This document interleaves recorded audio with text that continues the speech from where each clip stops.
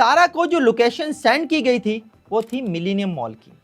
सारा अगले रोज़ लोकेशन को फॉलो करती हुई मिलीनियम मॉल पहुंच गई और वहां पहुंचकर जब उसने दिए हुए नंबर पर राब्ता किया तो उसे कहा गया कि वो वहीं ठहरे, वो खुद उसे लेने आ रहा है।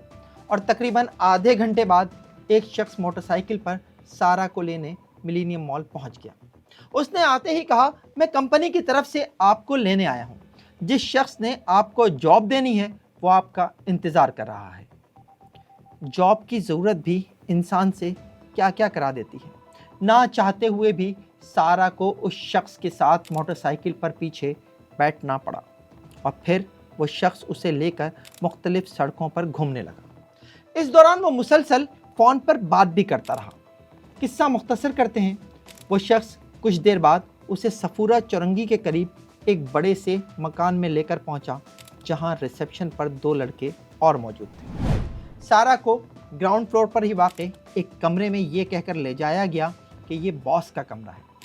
और जैसे ही सारा कमरे में दाखिल हुई, उसे लेकर आने वाले शख्स ने कमरे का दरवाज़ा लॉक कर दिया।